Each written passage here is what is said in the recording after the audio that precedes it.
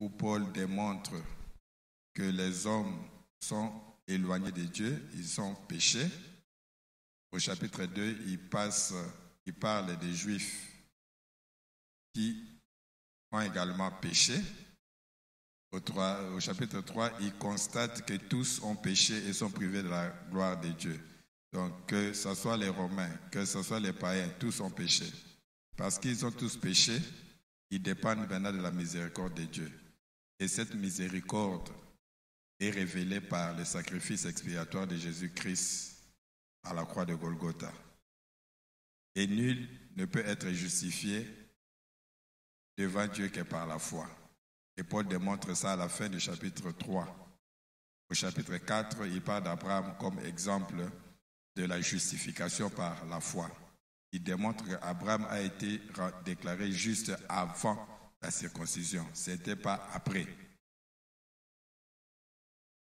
Nous donnons un exemple de la justification par la foi et de la justification même pour les païens. Ensuite, au chapitre 5, il commence un peu à expliquer l'œuvre du Saint-Esprit.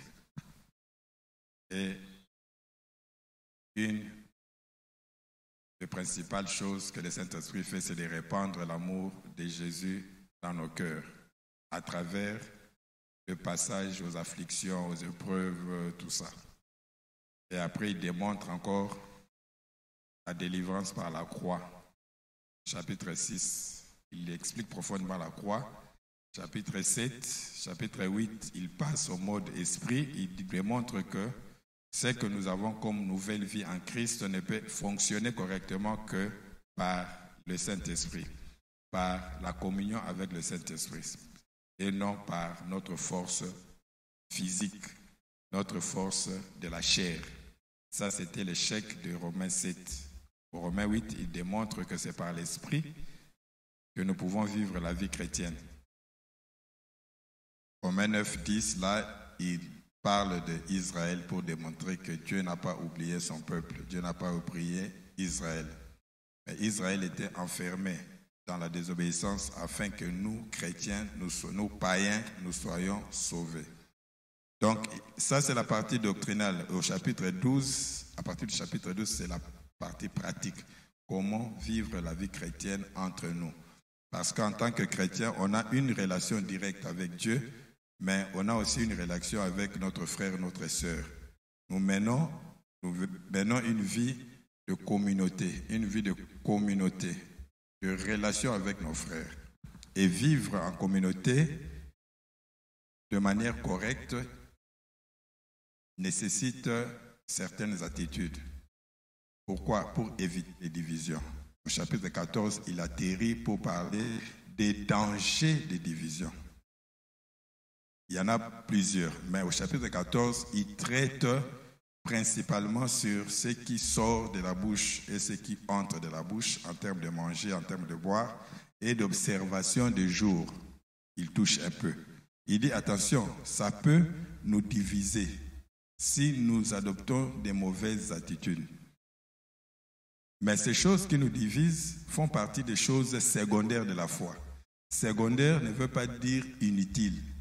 Ici, on comprend secondaire dans le sens de vérités qui ne sont pas incluses comme vérité fondamentale du salut.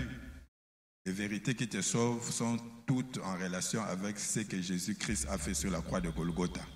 C'est là. Mais pour vivre avec ton frère, avec ta sœur, il y a d'autres vérités qui peuvent t'aider à avancer dans la foi chrétienne. Sois abondamment béni. Et c'est de ces vérités-là que Paul explique. Quand on a parlé la semaine passée, nous sommes allés jusqu'au verset pratiquement 13.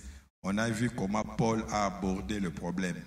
Il a d'abord condamné cette attitude-là. Il n'a pas donné raison à un groupe, au dépend de notre groupe. Il a condamné les deux groupes. Il a dit non, il ne faut pas mépriser, il ne faut pas juger. Donc, il a donné la recommandation. Il dit accueillez celui qui est faible de la foi. Pourquoi? Parce que Dieu l'a accueilli. Il a démontré cela et il a démontré la seigneurie de Jésus-Christ. Il dit de toute façon, les deux ont pour Seigneur Jésus-Christ. Celui qui ne mange pas pour la gloire de Dieu et celui qui mange pour la gloire de Dieu, ils font cela pour Dieu, pour la gloire de Dieu. Donc, il ne s'est pas concentré sur qui a raison. Nani a raison dans le Cambo. Non, non, non. Il a dit, adoptez seulement la bonne attitude. Vous pouvez avoir des opinions différentes, mais restez ensemble. Soyez abondamment bénis. Aujourd'hui, on va continuer.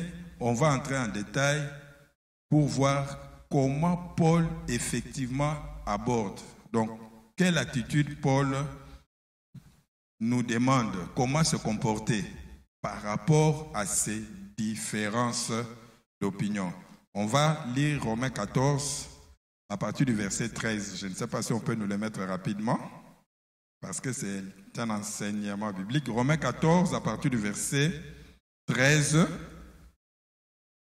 Bon, vous êtes en retard. Hein? À partir du verset 13, on va lire... il y a 3 choses. À partir du verset 13, ne nous jugeons donc plus les uns les autres, mais pensez plutôt à ne rien faire qui soit pour votre faire une pierre d'achoppement ou une occasion de chute. On continue. 14. Je sais et je suis persuadé par le Seigneur Jésus que rien n'est impur en soi et qu'une chose n'est impure que pour celui qui la croit impure. On continue. 15. Mais si pour un aliment ton frère est attristé, tu ne marches plus selon l'amour. Ne cause pas par ton aliment la perte de celui pour lequel Christ est mort. 16. Que votre privilège ne soit pas un sujet de calomnie. 17. Car le royaume de Dieu, ce n'est pas le manger et le boire, mais la justice, la paix et la joie par le Saint-Esprit. 18. Celui qui sert Christ de cette manière est agréable à Dieu et approuvé par les hommes. En fait, Paul ici, quand tu lis de 13 à 18, il ressort 3 choses. La première chose, ça on l'a déjà dit. Il dit il ne faut pas mépriser son frère, il ne faut pas aussi juger. Nous avons dit le mépris, c'est surtout ceux qui se croient forts. Ceux qui ont la connaissance, ils méprisent. Mépriser, c'est considérer quelqu'un comme indigne. Il dit, je ne peux pas prier avec toi parce que toi, tu ne fais que 15 minutes, 20 minutes et puis au bandolal. Donc, je ne peux pas perdre mon temps à prier avec toi. Donc, ça, c'est une attitude de mépris. Soyez abondamment bénis. C'est une attitude de mépris. Non, commencez avec lui 20 minutes. Ce cas-là, la mousse, kendo, là, vraiment, moi, je peux continuer. Jésus n'a pas méprisé les apôtres. Il les laissait dormir, lui il allait là-bas, il prie, et puis il rentre, et dit, mais vous ne pouvez même pas rester 1 heure. À la Moussi Bango, donc il les a réveillés pratiquement 3 fois, c'est 2 fois. Tu vois, il rentre, il les réveille. Et puis il va, il prie, et puis il rentre, écoute, bon, bah là, il les réveille encore. Il dit, non, il faut continuer. Tu vois, il n'a pas dit, toi, Pierre, Jean, Jacques, allez là-bas. Moi, je suis devant la croix comme ça, et puis vous dormez. Je ne peux pas vous voir. Tu vois, il les a laissés là-bas. Il s'est éloigné seulement. Pierre, moi, il contaminé, moi, on contingent. Tu vois, il s'est éloigné. Donc, la première chose, comment se comporter, il ne faut pas mépriser, il ne faut pas juger. Ça, c'est vraiment important. Il ne faut pas juger. Parce que les légalistes ont tendance toujours à juger. Ceux qui ont la loi dans leur tête. Parce que le légalisme, c'est toute une attitude. Le légalisme, souvent, quand il parle, il dit souvent, est-ce qu'ils ont bien ou bien ils ont mal? Souvent, c'est comme ça qu'il parle. Quand il dit, est-ce qu'ils ont bien, est-ce qu'ils ont mal? Donc, ils vivent souvent l'arbre de la connaissance de bien et de mal. Tu vois, souvent, dans leur façon de parler, c'est comme ça. Est-ce qu'ils ont bien, est-ce qu'ils ont mal? Est-ce qu'ils ont bien, est-ce qu'ils ont mal? Ça, souvent, ils jugent. Donc, dans tout ce qu'ils voient, ils voient est-ce que c'est bien, est-ce que c'est mal. Maintenant, parce qu'il s'agit des choses de Dieu, ils cherchent maintenant les bien et les mal dans la Bible. Bible et Pékissa, Bible et Pékissa. Donc, eux, quand ils voient la Bible, c'est et Pékissa et permettre, et Pékissa et permettre, et Pékissa et permettre. Donc, il va chercher partout, tout à expliquer le bien et le mal dans la Bible. Tu vois? Et ils jugent. La loi, souvent, ceux qui veulent la loi ont tendance à juger. Et quand ils jugent, ils condamnent, ils se séparent. Donc Paul dit, la première attitude, comment se comporter, il ne faut pas mépriser, il ne faut pas juger. La deuxième attitude, quand vous lisez tout ça, c'est quoi? C'est éviter d'être une pierre d'achoppement pour son frère. Deuxième attitude, éviter d'être une pierre d'achoppement pour son frère. Troisième attitude, c'est quoi? Éviter d'être une occasion de chute. Il y a une nuance. Éviter d'être une pierre d'achoppement pour son frère. On peut reprendre Romain. Éviter une pierre d'achoppement, c'est quoi? C'est quelqu'un, d'accord, qui sait que c'est comme ça que ça se fait. Par exemple, moi je sais que ça, c'est pas un péché, c'est comme ça que ça se fait. Mais mon frère, parce qu'il est faible dans la foi, pour lui c'est un péché. D'accord? Pour lui, c'est un péché. Moi aussi, je sais que pour lui, c'est un péché. Il est faible dans la foi. Mais pour moi, je sais que tout est permis, tout n'est pas utile, tout ça. C'est comme Paul dit, pour moi, il n'y a pas d'aliments impurs. Tout est pur pour ceux qui croient que c'est pur, impur, c'est impur. Voilà. On ne va pas entrer dans les détails. Maintenant, on est pierre d'achoppement quand? Quand tu agis parce que c'est bien, à côté de quelqu'un qui pense que c'est un péché. Maintenant, quand tu vas partir, est-ce que tu comprends? Et Dieu n'aime pas ça. Quand il va commencer à parler mal de toi, tout ça, Dieu va mettre ça sur ton compte. Parce que tu pouvais laisser, tu pouvais ne pas agir en sa présence.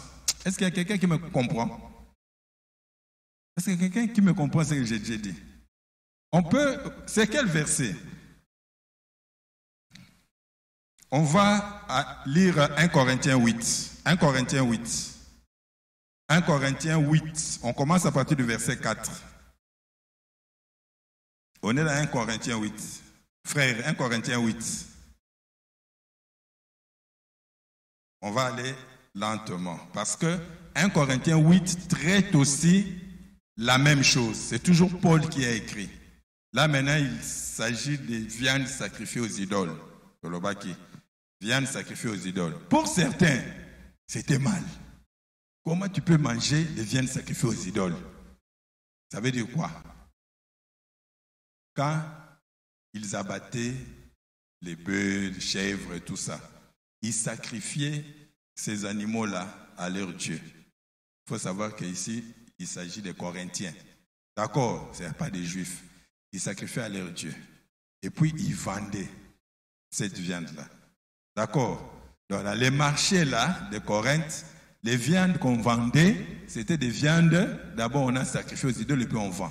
Maintenant, il y a un groupe de chrétiens qui disaient, pour moi, ce n'est pas un problème, mais pour d'autres, ils disaient, non, ce sont ces viandes-là sacrifiées aux idoles, donc moi, je ne peux pas. Tu vois? Et Paul écrit aussi la même chose aux Corinthiens. On reprend. Pour ce qui est donc de manger des viandes sacrifiées aux idoles, maintenant, regarde ce que Paul dit. Paul dit, nous savons qu'il n'y a point d'idole dans le monde et il n'y a qu'un seul Dieu. Paul présente d'abord la connaissance. Il dit, nous savons. Donc pour moi, je sais qu'il y a un seul Dieu. Il n'y a pas deux dieux, il n'y a pas quatre dieux, il n'y a pas cinq dieux, il n'y a qu'un seul Dieu. On continue, mais dit, car s'il est des êtres qui sont appelés Dieu, soit dans le ciel, soit sur la terre, comme il existe réellement plusieurs dieux et plusieurs seigneurs, 6.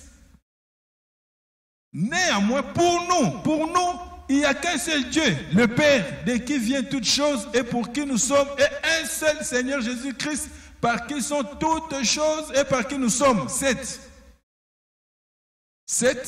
Mais il dit maintenant, cette connaissance-là, la connaissance-là, n'est pas chez tous. Il dit, cette connaissance que moi, Paul, je viens de vous le dire, ce n'est pas chez tous. Quelques-uns, d'après la manière dont ils envisagent encore d'idoles, mangent de ces viandes comme étant sacrifiées aux idoles et leur conscience qui est faible en est souillée. Tu vois? Il dit, ils mangent comme si c'est sacrifié aux idoles et leur conscience qui est faible en est souillée. Ils disent, j'ai péché, mais j'ai mal fait. Tu vois? On continue?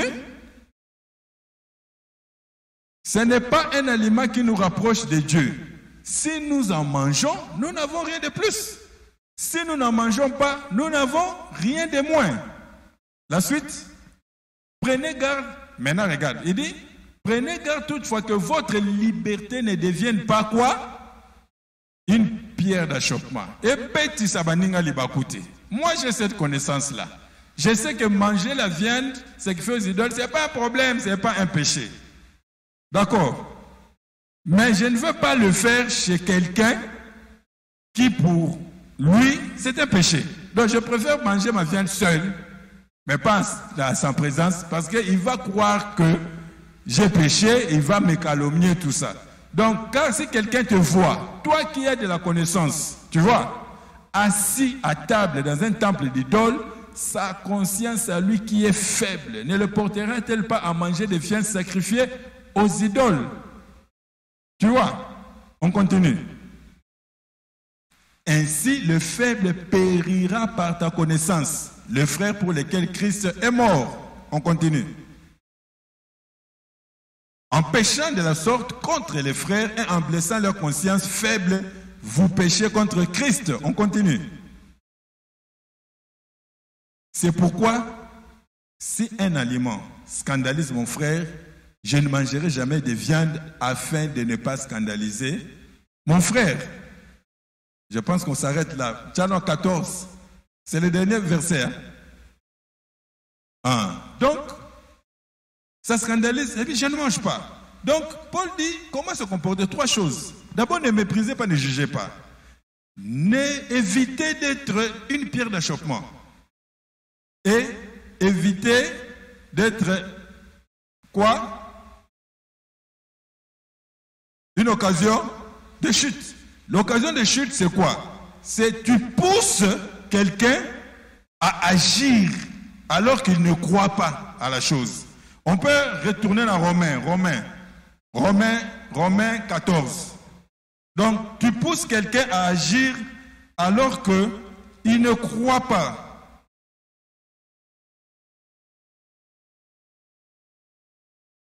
Romains 14, à partir du verset 18. 18, verset 18. On va lire à partir du verset 18.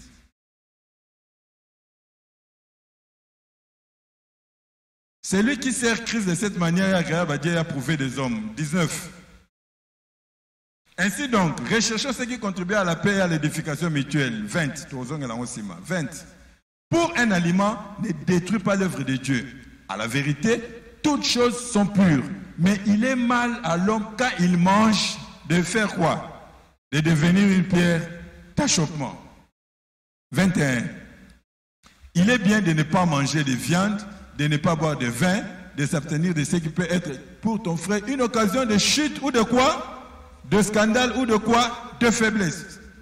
22, je pense. Cette foi que tu as, garde-la pour toi devant Dieu. Heureux celui qui ne se condamne pas lui-même dans ce qu'il a prouve. Est-ce qu'il y a quelqu'un qui me comprend? Donc, ces différentes vérités-là, ou positions, dépendent de notre connaissance, de notre foi. Alors, tu ne peux pas forcer. Bon, on va être pratique. On rentre dans la mission salut et gloire. Il y a ici, ceux qui ne vont pas voir le médecin parce qu'ils se sont dit que Kokendekota, la médecin, ça, Mabé. Mais ils n'ont aucune foi. Tu vois, ils n'ont aucune foi. Ils n'ont aucune foi. Si tu lui dis, frère, Tala, Oyokufa Pamba, hein, qui est l'hôpital, Melakis, n'en fous pas passer aux autres dans la Melakis. Tu vois, maintenant, un frère comme ça, je le laisse. Je le laisse. À d'autres danger, je le laisse. Tu vois. Mais toi, ne le pousse pas. Prie pour lui. Dieu va le sauver. Hein? Mais ne le pousse pas. Oh frère. Il y a l'hôpital. Tu vois un peu. Maintenant, parce qu'il a peur, il dit je ne pars pas. Mais il n'agit pas par foi. La Bible dit tout ce qui n'est pas objet d'une conviction est péché. Chacun doit agir selon sa foi, selon ce qu'il croit. D'accord? Il peut penser qu'il croit ça, c'est bien, mais ce n'est pas ça, ce n'est pas la vérité. Dieu regarde son cœur, il est sincère dans son cœur. Ce qui compte devant Dieu, c'est la sincérité. Est-ce qu'il y a quelqu'un qui comprend? La Bible dit qu'il mange ou qu'il ne mange pas, c'est pour la gloire du Seigneur. D'accord? C'est la sincérité. Il sert Dieu. Mais il ne juge pas. Il ne faut pas juger. Est-ce qu'il y a quelqu'un qui me comprend? Est-ce qu'il y a quelqu'un qui me comprend? Il ne faut pas juger. Il y a beaucoup de mamans ici, beaucoup de mamans ici. Des fois, ils viennent avec leurs enfants à Kalembelem. Et ils m'évitent, ils me fouillent. Je le vois des fois dans le couloir à l'équipe, oui, je le vois bouillir. Ils me fouillent, mais ils savent que je travaille là-bas. Or, normalement, si tu t'es déjà décidé de venir, la première personne que tu dois chercher, c'est moi. Parce que moi, je travaille là-bas. Tu ne sais pas, tu vas tomber dans les mains de quel médecin. D'accord? Il me fouille, il m'évite. Si moi, je vais à la banque, je sais que ma soeur travaille à la banque. Je sais que pour me faciliter, je vais le chercher. Je vais lui dire, je vais là-bas. D'accord? Donc, le fait déjà de fuir, ça veut dire que tu te condamnes toi-même, ça veut dire que tu n'agis pas par la foi. C'est déjà dangereux.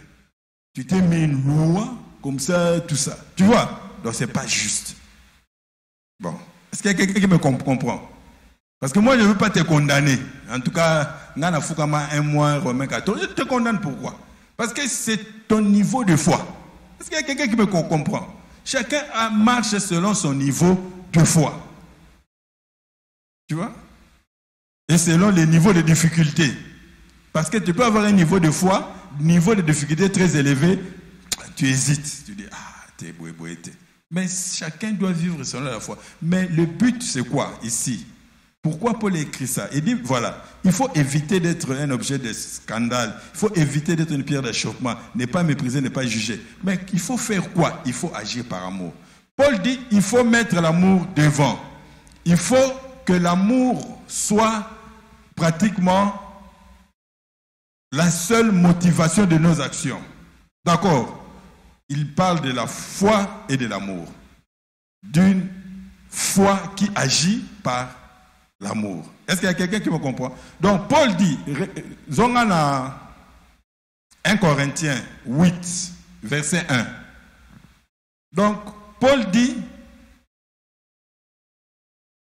la seule chose qui doit nous pousser, qui doit nous motiver, expliquer nos actions, c'est l'amour.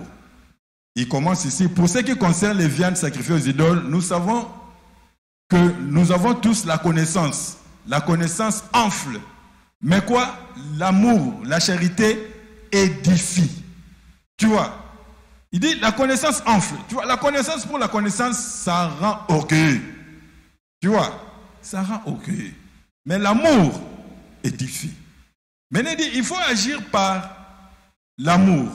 C'est-à-dire que si je sais que je peux faire ça, mais si je le fais, je vais pousser ma soeur, mon frère, à le faire sans conviction, sans foi. Sa conscience est faible. Donc, ce n'est pas bien. Par amour, je peux même renoncer à un privilège. Pour moi, c'est un privilège, je peux le faire, mais je ne le ferai pas parce que ma soeur est là. Est-ce qu'il y a quelqu'un qui me comprend? Vous voyez que depuis la bandit, je suis en train d'éviter de citer les points secondaires ici. Si quelqu'un a remarqué cela. Les points secondaires, il y a Sikou, prison. Parce que vous risquez de chercher à connaître ma position sur ce point-là. Or, ce n'est pas l'objectif de la prédication. Je ne sais pas si on se comprend. Parce que je vois vos esprits, vos âmes, tout ça. Mais bon, c'est quoi, docteur Lebesque? Comme la Massangesa bientôt ma belle. Tu vois déjà ta question là déjà. Hein? Prouve déjà ton niveau. Il y a foi. Donc, Mabé Malam. Tu vois comment là où tu es, Mabé Malam. Mais Paul dit, cherchons ce qui édifie. D'accord? Cherchons ce qui édifie. Or, seul quand tu agis avec amour, tu vas chercher ce qui édifie. Tu ne vas pas chercher à juger, tu ne vas pas chercher à mépriser, tu vas chercher à condamner, tu vas chercher à édifier. C'est ça donc, l'amour édifie. C'est important. C'est important, pourquoi? Parce que le but ici poursuivi par Paul, c'est le maintien de l'unité. On va dans Romains 15. On va lire Romains 15. Parce que la méditation va de chapitre 14 jusqu'à Romains 15, verset 8. Romains 15. On appelle ça Romains 15. Romains 15, verset 1. Commence au premier verset. On va aller progressivement. C'est un enseignement, donc un enseignement, on lit beaucoup. Romains 15, verset 1. Nous qui sommes forts, répète, moi je suis fort. Il faut déclarer, je suis fort. Ici, il s'agit de force en rapport avec la connaissance, avec la foi. D'accord? Nous qui sommes forts, nous devons supporter les faiblesses de ceux qui ne le sont pas et ne pas nous complaire en nous-mêmes. Tu vois? Quand on parle de faiblesse ici, il ne s'agit pas des péchés, de tout ça, mais faiblesse en termes de connaissance, tout ça. D'accord? Même quelqu'un qui pêche devant toi, tu peux le supporter. Tu peux prier pour lui, tout ça, le supporter, puis l'encourager. Dis frère, et ça est le côté. Les justes tombent 7 fois et puis ils se relèvent. Je sais que tu peux te relever. Tu es bon, tu as l'esprit de Christ en toi. Donc tu peux t'améliorer. Viens, on va prier. Tu vois? Parce qu'il y a ceux qui pêchent et puis se condamnent. Ils disent, non, tu es juste. Tu as mal fait, mais Dieu te pardonne. Tu peux te relever. Et voilà. Tu vois? Verset 2. Que chacun de nous complaise au prochain pour ce qui est bien en vue de l'édification. Tu vois, il dit, suivez plus l'édification. Verset 3. Car Christ ne s'est point complu en lui-même, mais selon qu'il est écrit, les outrages de ceux qui t'insultent sont tombés sur moi. D'accord? Tu vois, donc ça c'est l'amour. Donc il est poussé par l'amour. Verset 4. Or, tout ce qui a été écrit l'a été pour notre instruction, afin que par la patience et par la consolation que donnent les Écritures, nous possédions l'espérance. Verset 5. Que le Dieu de la persévérance et de la consolation vous donne d'avoir les mêmes sentiments les uns envers les autres, selon Jésus-Christ. Verset 6. Afin que tous, regarde l'objectif poursuivi par Paul, que tous ensemble, d'une seule bouche, vous glorifiez le Dieu et Père de notre Seigneur Jésus-Christ. Est-ce qu'il y a quelqu'un qui comprend? Le but poursuivi, c'est quoi? C'est l'unité. Tous, d'une même bouche, on glorifie Dieu. Donc, ce qui doit nous motiver, c'est l'amour. D'accord? L'amour doit être la chose qui nous motive par la foi. On peut nous mettre Galates 5, verset 6. Mettez 2 versions, Louis II et puis Parole de vie. Galates 5, verset 6. Galates 5, verset 6. On va nous mettre 2 versions. Est-ce qu'il y a quelqu'un qui me suit? Oui, les enseignements, on parle calmement, lentement, tout ça. Galates 5, verset. Regarde ce que la Bible dit. On commence par Louis II en bas. Hein? Car en Jésus-Christ, ni la circoncision, ni l'incirconcision n'a de valeur, mais la foi qui est agissante par l'amour. D'accord? Maintenant, Bota Likolo, parole de vie. Quand quelqu'un vit uni au Christ Jésus, être circoncis ou ne pas être circoncis, cela n'a aucune importance. On s'arrête d'abord là. Celui qui écrit, c'est Paul. Paul était un juif, d'accord? Un juif du temps de Paul, du temps d'Israël, du temps de Moïse. Lisez la Bible, Dieu a failli tuer Moïse à cause de la circoncision. Qui c'est ça? Moïse n'avait pas circoncis son enfant. Quand Dieu l'a appelé, allez lire ça dans Exode, Dieu a failli tuer Moïse. C'est sa femme qui a pris l'enfant, l'a circoncis. Donc, du temps de Moïse, selon la loi, ne pas être circoncis était une faute grave. Parce que la circoncision, c'était le signe de l'alliance. Donc, quand toi, tu refuses d'être circoncis, c'est comme si tu refuses l'alliance avec Dieu. Tu n'as pas droit d'entrer au camp. Donc, c'était grave. du temps de Christ. Maintenant, regarde comment Paul aborde le sujet de circoncision. Il dit, ne pas être circoncis ou ne pas être circoncis ou ne pas être circoncis, cela n'a aucune importance. Donc, pour nous chrétiens, tu peux être circoncis, tu peux ne pas. Ça n'a aucune importance. Mais tu verras, parmi les chrétiens, il y a ceux qui disaient, non, il faut circoncision. Tu vois, ça veut dire ceci. Il faut comprendre les choses. Entre parenthèses. Le chrétien aujourd'hui ne sont pas sous la loi de Moïse. D'accord. Ça veut dire que ne pas être sous la loi de Moïse, cela ne veut pas dire qu'on ne va pas pratiquer ou faire certaines choses que Moïse avait demandées. C'est pas si on se comprend. Mais on ne le fait pas comme étant sous la loi de Moïse, comme une obligation de Moïse. C'est-à-dire que si moi je prends mon fils aujourd'hui, on lui circoncis, ce n'est pas parce que Moïse a dit. D'accord? Parce que je trouve que c'est bien. Si aujourd'hui je paye ma dîme, ou je donne ma dîme, ce n'est pas parce que Moïse a dit. Mais c'est parce que j'ai compris la loi, le principe de Dieu qui a produit la dîme, qui a fait que Dieu ait donné une loi de dîme. Moi, j'ai capté ce principe-là, j'ai trouvé que ce principe-là, c'est important pour moi, chrétien, donc je donne. Mais pas comme étant sous la loi de Moïse. C'est pas si on se comprend. Donc, c'est ce que Paul dit. On reprend. Donc, c'est conseillé ou pas pour nous chrétiens, et toi sous la loi. Ce qui compte, c'est de croire et de montrer sa foi en aimant. Tu vois, il dit ce qui est important, c'est de croire, c'est la foi, mais une foi qui agit par l'amour. Donc, si tu te focalises tes actions sur ça c'est bien, ça c'est pas bien, Dieu veut, et si tu te focalises sur ça, ça cause souvent des divisions dans les églises. Il y a une grande église, une grande communauté qui avait commencé par un prophète aux États-Unis. D'accord? Ce prophète avait fait beaucoup de miracles. En tout cas, il avait fait beaucoup de miracles. Bien que lui, il était prophète, il n'a jamais dit qu'il est Dieu. Tu vois? Il a révélé les 7 saules et tout ça. Et puis il est mort. Bon, prophète Branham. Il est mort. Donc il a laissé une communauté. Aujourd'hui, on le voit. Branham, c'est tout ça. Mais vous ne savez pas combien ils se sont divisés. Aujourd'hui, les parents Branham, mais ils se sont divisés. Vous connaissez la première division de leur communauté, c'était quoi? Hein? Parce que moi, j'ai lu ces brochures dans Nenga Saranata, bien que dans la communauté, je connais, j'avais lu. Parce qu'ils venaient de Dieu.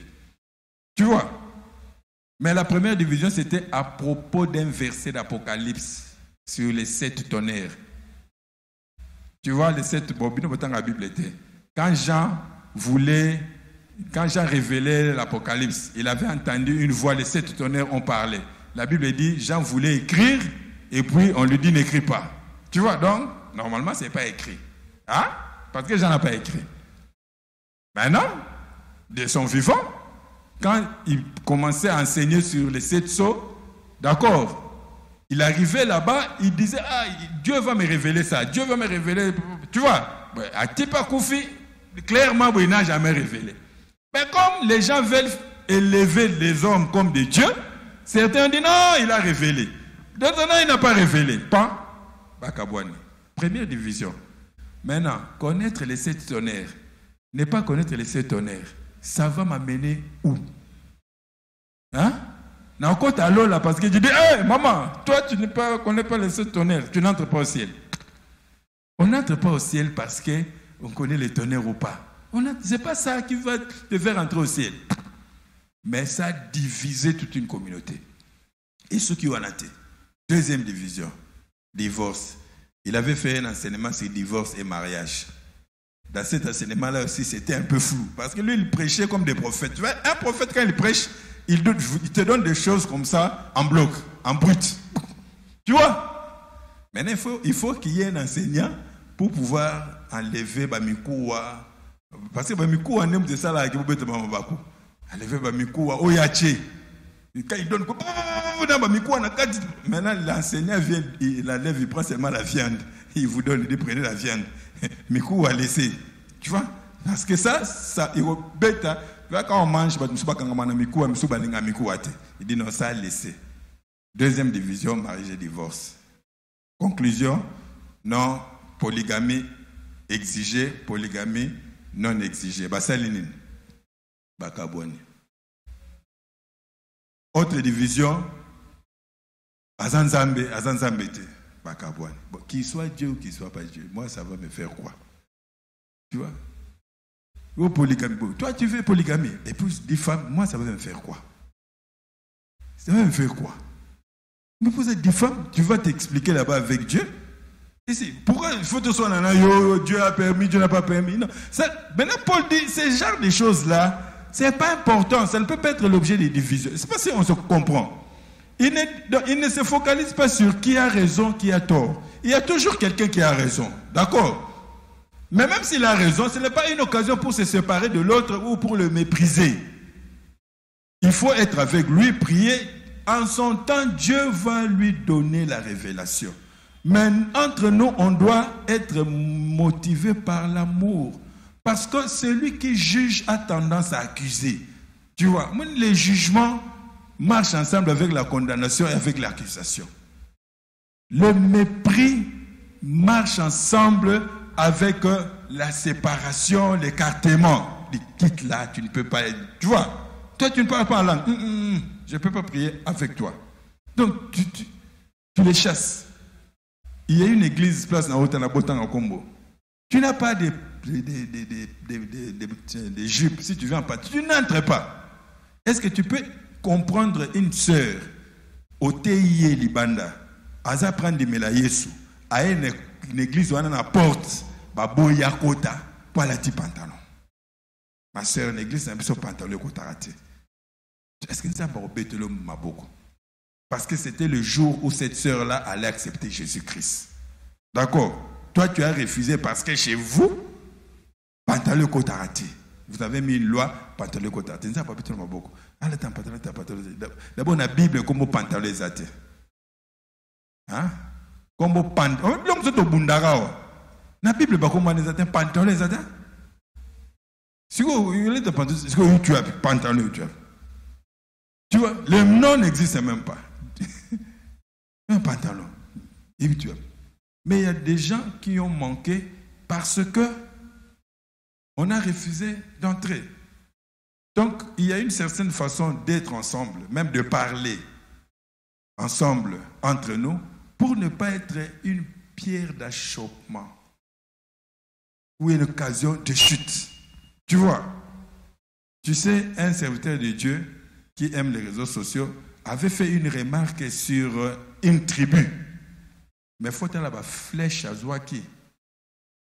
Je ne peux pas citer son nom. Babiloko et comment dans les réseaux sociaux. Il a cité, il a critiqué une tribu. Tu vois?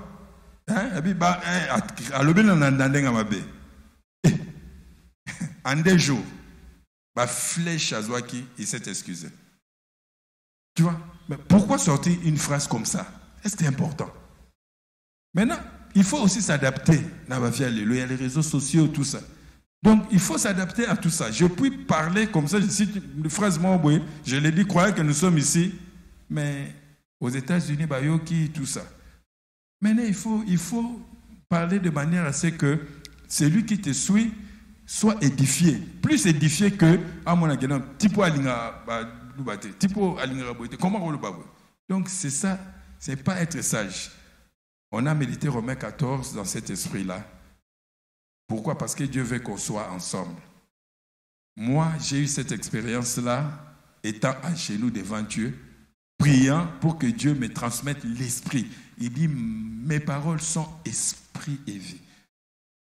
Tu peux lire, mais l'important, c'est l'esprit. Pourquoi? Parce que tu es destiné à entrer n'importe où, en termes avec l'église. Moi, je suis attaché à Mormon, l'essentiel, les aganatés à mon frère Jésus. Ce bâti ils ont 5 minutes na pomper bango vrai Jésus si na bim na kenanga. Ce qu'ils vont faire là, c'est pas mon problème. Na obanga pété kono, au côté kuna ba démon mo ba kangama, rien, démon kangama, temple du Saint-Esprit, kangama. Tu vois? Mais si un enfant de Dieu, on a prêché le dimanche, tu dois être sensible au Saint-Esprit. Tu vois, moi je suis un enseignant. Il est arrivé que j'ai lu Dieu a permis que je lise ma livre pour que je connaisse ma doctrine à Bango. C'est ce que le Saint-Esprit m'avait dit. Que ma doctrine à Bango. Si bien que si je suis devant un témoin de Jéhovah, je sais déjà ce qu'ils disent de Jésus. Tu vois?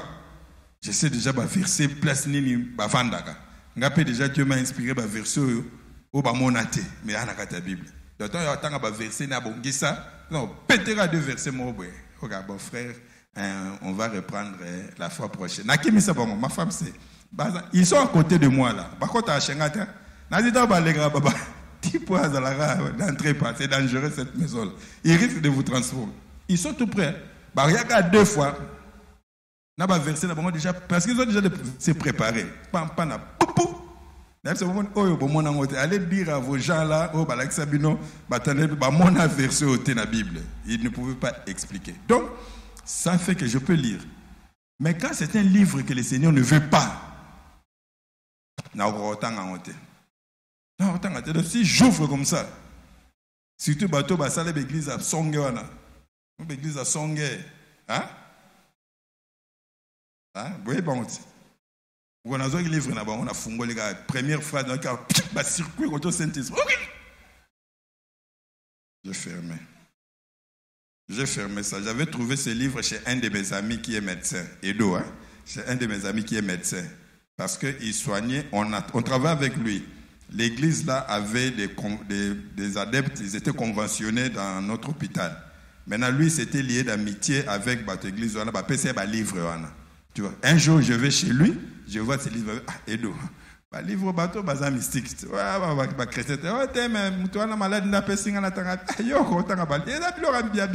Tout ça. Mais je prends quand même un. J'étais chez lui, j'ouvre. Je sais que par la grâce de Dieu, moi, Dieu m'a dit n'importe quel livre tu peux lire. Si je ne veux pas que tu lises, tu ne sauras pas. Je prends la phrase à l'Iboussa puis c'est ce que j'avais ressenti. Dans ce cas, on a kangé. Et de ceux qui n'ont pas permission, on a coquille, balingi na tangate, yo, ce que tangiango est à lui. C'est ce que je lui ai dit. Viens, parce qu'il me connaissait bien. Na coquille parce que ma boy n'atanga. Je sais ce qui se passe en moi. Parce que circuit na yoki. Donc Dieu vous m'a dit, Jean-Marie, tu vas encore ajouter quoi ici? Tu sais déjà leur doctrine, tu sais qu'ils sont dans le faux. Dans deux gros livres, mon boy. La Bible n'essaie pas. Pourquoi je le dis? Peut-être un jour au coup tu as un livre. Ils vont te parler de l'amour de Jésus, de tout ça, mais ils ne sont pas dans la vraie foi comme nous. Mais nous sommes dans la vraie foi, mais on peut avoir des opinions différentes. Que ces opinions différentes ne nous séparent pas. On peut avoir certaines opinions différentes, mais rester ensemble. J'ai dit, les enfants d'Israël, ils étaient tous unis par rapport au temple, mais il y avait des courants différents. Il y avait les Esséniens, les Hérodiens, si c'est Hérodiens, les pharisiens, les sadducéens, mais tous avaient le temple comme point de ralliement. Nous, en tant que chrétiens, notre point de ralliement, c'est Christ. Seul Christ, Jésus-Christ est l'œuvre de sa croix. Tout ce que Christ a fait sur la croix, toute personne qui se dit enfant de Dieu doit croire en l'œuvre de la croix. Christ est mort pour ses péchés, il a été enseveli, ressuscité le troisième jour. Christ est né d'une vierge, il est assis à la droite de Dieu et il y a un seul Dieu, un seul Seigneur, un seul Esprit. Tous nous croyons la même chose. Mais les points différents, c'est progressivement que nous arrivons à l'unité de la foi. Progressivement. Aujourd'hui, tu ne croyais pas parler en langue, demain tu crois. Aujourd'hui, tu ne croyais pas ceci. Mais que cela ne soit pas une occasion de séparation. C'était déjà un danger du temps de Paul, d'accord, pratiquement au début de l'ère chrétienne. Maintenant, c'est encore très, très prononcé. Pourquoi? Parce que l'ennemi agit na Babiloko, il y a Mikewana. Mais il n'en sera pas pour toi. Toi, tu vas rester vigilant parce que tu as été enseigné. Que Dieu vous bénisse. Que Dieu vous bénisse. Soyez bénis. Est-ce que vous comprenez? C'est un enseignement. Un enseignement, on lit, et puis voilà, le Saint-Esprit te révèle. D'accord? Donc, il faut comprendre comment les choses se font. L'amour. On a fait une déclaration sur l'amour. Tu sais, ce matin, tant on a Moussala, on m'a enseigné sur l'œuvre de